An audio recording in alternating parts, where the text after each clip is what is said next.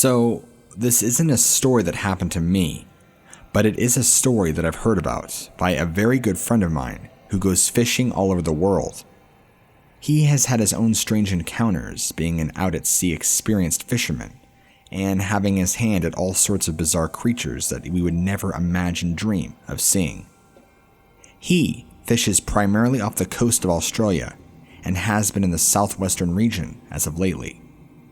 He recalls seeing a very large shape just below the surface of the water, but low enough to where you can't really discern what exactly it is you're looking at.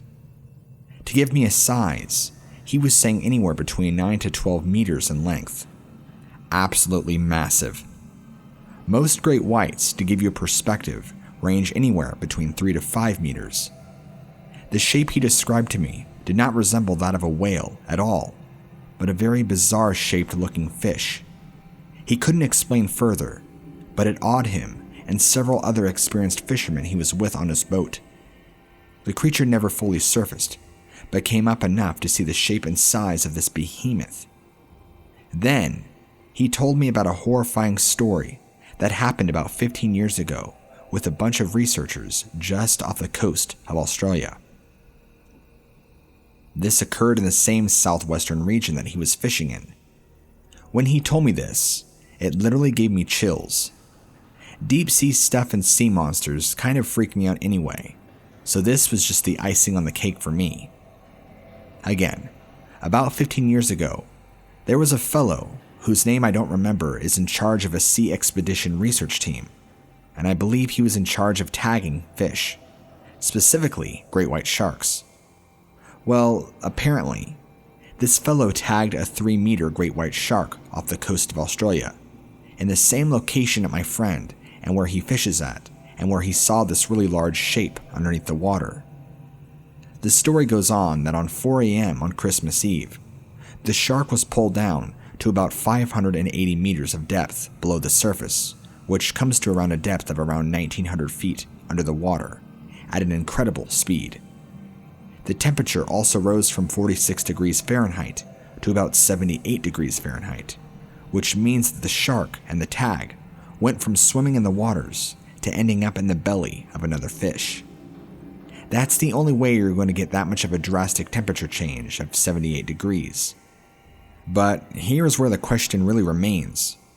What eats a 9-foot-long great white shark? Great white sharks normally can plummet to around 6,000 feet in depth, so it's possible it could have been a much larger shark. Speculation surrounding this phenomenon has pinpointed orcas, also known as killer whales, as the culprit. But the problem there resides in that a killer whale doesn't generally dive more than 250 or given 800 feet. They will, however, dive at depths more than 3,500 feet if there is food, but the results here show that the shark was possibly attacked and then dragged down very deep to around 1,900 feet. This means that this was probably done by a much larger shark, if it was a shark. And again, the question here is how long of a shark do you need to eat a 9-foot-long great white shark? The story continues that this tag apparently resided in the belly of whatever fish ate this great white shark for the next 8 days, between 300 feet and surface level. And between that time, before finally floating up to the surface and being found on shore, only 2.5 miles away from where the shark was originally tagged out in the ocean. I don't know how much truth there is to the story, but it certainly is startling to say the least, and of course, quite terrifying. I mean, I never had actually any plans to go out in the ocean myself to go swimming or fishing, but once I heard that story, that about sealed the deal for me. The story that he told me, I think has happened around 2005 if I'm not mistaken, and the large fish that he has been seeing on and off in the past couple of years has been in the same area. Again, I want to say that he is seeing an inconceivably large shape, around 12 meters in size below the surface, enough to barely make out that there is something there, but nothing definitive as far as knowing what it is exactly. It's some sort of enormous fish, the best answer I can get out of him. It doesn't appear by shape to resemble a whale or an orca or a shark, so we are all left wondering what exactly it could be. He has seen this shape several times, and it appears to be slow moving, or so it seems, and then after a short while, it disappears back in the depths of the ocean. It has never fully surfaced that he has been able to see.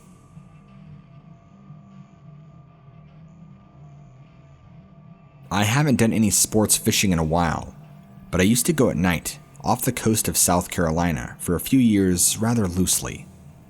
I don't know if this is a creature of the deep or some sort of alien or what. It's nighttime, so it's pretty dark and visibility is poor, and off in the distance in the water, I began to see this glowing. I began muttering to myself, what the hell is that? Well, this glow is just a stationary object, or so it seems. I get a couple of my fishing partners to look over and try and see what it is that I'm looking at. It's sitting there, pulsating underneath the water, a dull green bluish glow. It's perfectly still, and we're sitting there debating what it is and if it's a fish or another fishing vessel. It was maybe 40 yards out in the water, and maybe no more than 20 feet below the surface if I had to give you my best guess. It was bright though. We could clearly see it. Then, in the middle of us discussing what it could have been, all of a sudden, it shoots off to the east and disappears. It never stopped pulsating, and it stayed that way for the entire time, even when it shot off. My partners and I were freaked the hell out. Part of me thinks it was an alien organism or something under the water, but I don't know anything. I just can't think of any living organism in the ocean that would not only pulsate light like that, but then would then shoot off 50 miles an hour, if not faster, underneath the water, then just completely vanish. To me, it was the stuff of nightmares, something that you can't fully explain. That evening alone, we were roughly 65 miles offshore, give or take. I can't think of a single explanation for what we saw. Neither can my partners. This happened near the end of my sports fishing ventures, and I would be lying if I said it didn't have at least a small part to play in me quitting that recreational sport. I mean, after all, you do feel and see all sorts of weird stuff being out there at night on the ocean. Weird sounds, weird sensations, things that weren't just quite for me in the end.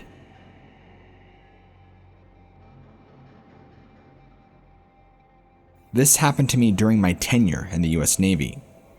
I served from 1981 to about 1996 and had gone on several expeditions, much of which I will not talk about because it's classified, and I really don't want to risk my identity in revealing too much information. But there are certain things that I will talk about, some things in the water that I've seen that most people have not. Out of all the bizarre sights and sounds you get to experience out at sea, there was this one experience that I wanted to talk about. During the early morning hours, and this only happened for about 3 days in a row, we were in the South Pacific, and these organisms, these things were astonishingly long and skinny. All of us saw them too. There were tons of them. They were these 70 to 80 feet long sea serpents, or what I assume to be sea serpents, possibly eels.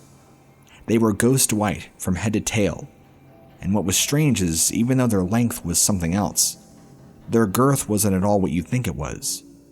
It was like looking at an 80-foot white anaconda in the water. The thickest part of their entire body was maybe 12 inches in girth. Other than that, it was like looking at a long string or rope. They were just these long, slender sea creatures whipping around in the water. There were hundreds of them all around the boat. I'd never seen anything like that in my life. They only stayed for a couple of hours before disappearing underneath the ship into the deep. But they would come up again out of those every 3 days we were there, like clockwork in the early morning hours, and disappear again once the sun came up enough. The first time they showed up, it was right as the sun was coming up. To this day, I've never heard of them, nor have ever heard them talked about. They are just some things you get the pleasure of seeing out in the water that will simply blow your mind.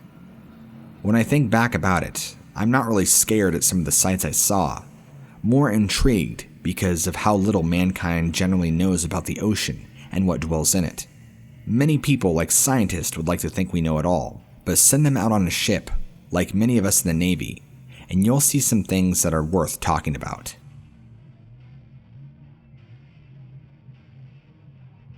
One of my friends who passed away many years ago used to be a very experienced tuna fisherman for years and years. Hundreds of miles out in the ocean, he claims he saw what appeared to be a living dinosaur, an amphibious-looking crocodilian creature that he said measured between 40 to 50 feet in length, and this thing swam underneath their boat several times. He believes it was drawn in because of the influx of heavy tuna they were getting for food, but said this thing was right out of the movie Lake Placid, if you've ever seen that movie. The other fishermen there got several good looks at it, and said it did look to be very dinosaur-looking, kind of in a sturgeon way. It had more of an amphibious look to it. Many of the other fishermen on board were scared by it, and how could you not be scared of something that size? Intimidating doesn't begin to describe the terror that would instill itself in you. His strong words of advice and wisdom was that whenever there's a large amount of huge food, whether it be a huge grouping of fish or a huge grouping of large fish, you're going to get some large predators that flock to the area to feast. It's the food chain 101. He experienced this time and time again, being out tuna fishing, and even had his fair share with extremely large sharks in similar scenarios.